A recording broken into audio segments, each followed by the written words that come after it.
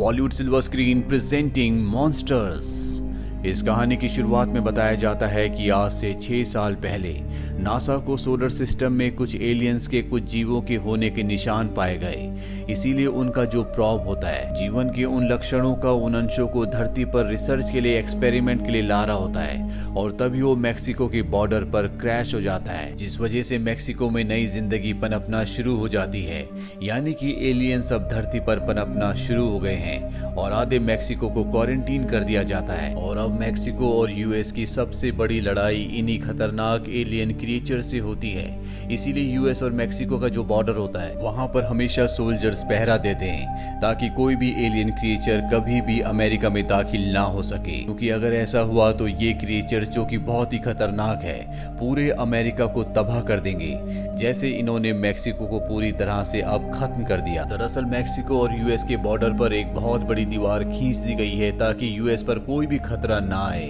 और यहीं पर एक फोटो जर्नलिस्ट को दिखाया जाता है जिसका नाम एंड्रू है। एंड्रू अब इस पूरी चीज को, पूरी रिपोर्ट को कवर कर रहा होता है ताकि दुनिया को पता चल सके कि एलियंस के साथ साथ यहाँ पर आम लोगों की जिंदगी कितनी कठिन है। तभी उसके बॉस का कॉल आता है और उसका बॉस उसे कहता है कि तुम मेरी बेटी समांता को किसी भी कीमत पर ढूंढ के लाओ। वो मैक्सिको घूमने के लिए गई है और अब एंड्रू को ना चाहते हुए भी मैक्सिको के अंदर एंटर होना पड़ता है और वो वहाँ के हॉस्पिटल में समांता को ढूंढ लेता है, जिसके बाद ये दोनों के दोनों ट्रेन से अमेरिका की तरफ वापस लौट चलते हैं। लेकिन तभी ने पता चलता है कि आगे का जो ट्रैक है वो पूरी तरह से डैमेज हो चुका है। इसका कारण भी एलियंस होते हैं। अब इन्हें वापस मैक्सिको लौटना पड़ता है, जहाँ पर एक लेडी ने बताती है कि 2 दिनों के अंदर अगर ये अमेरिका नहीं पहुंचे तो यहाँ का जो हवाई और पानी का यातायात है वो पूरी तरह से बंद कर दिया जाएगा। यानी कि 6 महीने के लिए इस पूरी जगह को क्वारंटीन कर दिया जाएगा।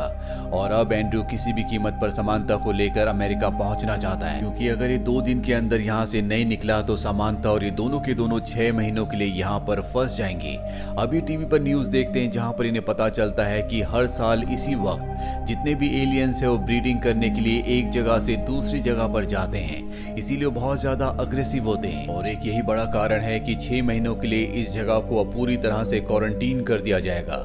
ये दोनों की दोनों फैसला करते हैं कि ये लिफ्ट मांगकर किसी भी तरह से इस जगह से निकल जाएंगे और अगली सुबह ये दोनों के दोनों यहाँ से निकल जाते हैं। रास्ते में एंड्रू को एक बच्चा मिलता है, वो उसकी फोटो खींच रहा होता है। दरअसल एंड्रू यहाँ के हालातों को अपने कैमरे में कैप्चर कर रहा है ताकि दुनिया को ये बताया जा सके कि एलियंस के अटैक के बाद मैक्सिको की जिंदगी कितनी खराब हो गई है। समांता को ये बात बिल्कुल अच्छी नहीं लगती। वो एंड्रू से कहती है कि तुम हमेशा इसी तरह की फोटो खींचते हो जहाँ पर दुख, दर्द और लाचारी हो। एंड्रू कहता है कि मेरी मजबूरी है, क्योंकि अगर मैंने कोई अच्छी फोटो खींची तो तुम्हारे पिता उसके बदले मुझे एक भी पैसा नहीं देंगे, जबकि इस तरह की फोटो के बदले वो मुझे अच्छे खासे पैसे देते हैं। इसीलिए मुझे अपना घर चलाने के लिए काम करना पड़ता है। साथ ही मैं ये भी दुनिया को बताना चाहता हूँ कि यहाँ के हालात कैसे हैं। अभी दोनों के दोनों अपने सफर पर आगे बढ़ते हैं और बस स्टेशन पहुंचने के बाद बस से ये उस जगह पहुंच जाते हैं जहां से फेरी से अपने देश यानी कि अमेरिका जा सकते हैं। एंड्रू किसी तरह से 2 फेरी की महंगी टिकट्स ले लेता है।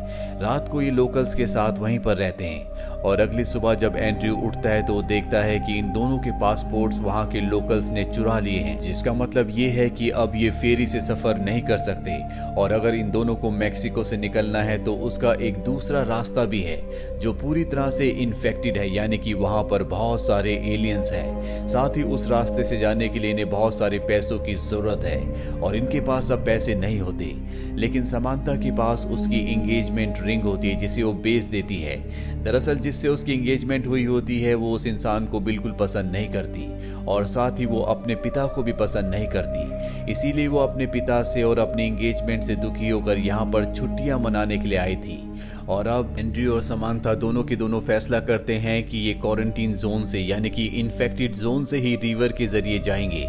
इनके पास अब पैसे हैं, इसीलिए एक बोट को हायर करके ये अपने सफर पर आगे बढ़ चलते हैं। और जब रात होने वाली होती है तभी इनकी बोट बंद हो जाती है। पानी में कुछ हलचल नजर आती है जिसमें देखते हैं कि वहां पर एक क्रिएचर है जिसने एक जेट को जो पानी में क्रैश हो गया था उसे पूरा का पूरा निगल लिया। इससे पहले कि वो क्रिएचर इनकी तरफ बढ़ता इनकी बोट ठीक हो जाती है और ये सब के सब यहाँ से आगे निकल जाते हैं, जो कि और भी खतरनाक एरिया होता है क्योंकि यहाँ पर बहुत सारे एलियंस हैं। इनके साथ जो इनका गाइड होता है वो इन्हें बताता है कि यहाँ पर चारों तरफ इन एलियंस के अंडे हैं और उन अंडों से बच्चे पैदा करने के लिए क्रिएचर पानी से बाहर आते हैं, जिसके बाद ये पानी में वापस चले जाते हैं। ठीक उसी तरह से जिस तरह से मगरमच्छ पानी से बाहर अंडे देता है, लेकिन वो अधिकतर पानी के अंदर ही रहता है। ये गाइड इन दोनों को ये भी बताता है कि ये क्रिएचर बिना किसी वजह के कभी किसी पर हमला नहीं करते। दरअसल जब मैक्सिको की और यूएस की आर्मी इन पर बॉम्बिंग करती है, इन पर हमला करती है, तो ये डर जाते हैं और इनके सामने जो कोई भी आता है ये उस पर हमला कर देते हैं। एंड्रयू और समांथा जो एक दूसरे के साथ कुछ दिनों से हैं, एक दूसरे को पसंद करना शुरू कर देते हैं। अब जब ये अपने सफर पर आगे बढ़ते हैं और नाव का सफर खत्म हो जाता है, तो ये देखते हैं कि यूएस आर्मी ने यहाँ पर बॉम्बिंग करना शुरू कर दिया है, जिस वजह से इस इलाके में जितने भी क्रिएचर्स होते हैं वो सब के सब बहुत ज्यादा अग्रेसिव हो जाते हैं। वो इंसानों के ऊपर हमला कर देते हैं, वो कई गाड़ियों को हवा में उछाल देते हैं और इस तरह से चारों तरफ तबाही होती है।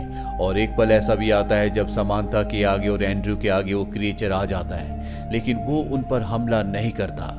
इन दोनों की जान बच जाती है और अगली सुबह एंड्रयू यहाँ पर हुए भीषण हमले की तबाही की तस्वीरें लेता है और अब ये दोनों के दोनों ही बचे हुए हैं, इसीलिए दोनों अकेले ही अपना सफर आगे तय करते हैं। जहाँ पर इन्हें एक बहुत बड़ी कंस्ट्रक्शन दिखती है जो बहुत ऊंची होती है और जब ये उसके ऊपर जाते हैं तो वहां से यूनाइटेड स्टेट के बॉर्डर को देख लेते हैं जो इंसानों ने बनाई है। ये एक बहुत बड़ी वॉल है जिसकी वजह से मैक्सिको को यूएस से पूरी तरह से अलग कर दिया गया है। इस एरिया को क्वारंटीन कर दिया गया है ताकि यहाँ के जो क्रिएचर्स हैं वो कभी भी अमेरिका ना पहुंचे। और अभी दोनों के दोनों अपने सफर को जारी रखते हुए अमेरिका पहुंच जाते हैं, जहां इन्हें पता चलता है कि क्रिएचर्स ने अब इस बॉर्डर को पार कर लिया, यानी कि वॉल के इस तरफ भी आ चुके हैं। चारों तरफ तबाही होती है, दूर दूर तक इन्हें कुछ भी नहीं दिखता और लगातार आगे बढ़ते हुए इन्हें एक पेट्रोल पंप दिखता है जहां पर फोन होता है। वहां पर ये हेल्प के लिए कॉल करते हैं। इन्हें बताया जाता है कि जल्दी इन तक मदद पहुंचा दी जाएगी, जिसके बाद ये अपनी अपनी मंजिल अपने अपने घर की तरफ बढ़ चलेंगे। लेकिन ये दोनों ही ऐसा नहीं चाहते, क्योंकि अब ये दोनों एक दूसरे से प्यार करते हैं, एक दूसरे के साथ रहना चाहते हैं, लेकिन अब तक इन्होंने एक दूसरे को अपने प्यार का इजहार नहीं किया होता। अब जब ये पेट्रोल पंप पर होते हैं तभी यहाँ पर एक क्रिएचर आ जाता है, लेकिन वो इन पर हमला नहीं करता। क्रिएचर तभी हमला करते हैं जब उन्हें कुछ खतरा महसूस होता है और ठीक उसी पल यहाँ पर एक दूसरा क्रिएचर भी आ जाता है।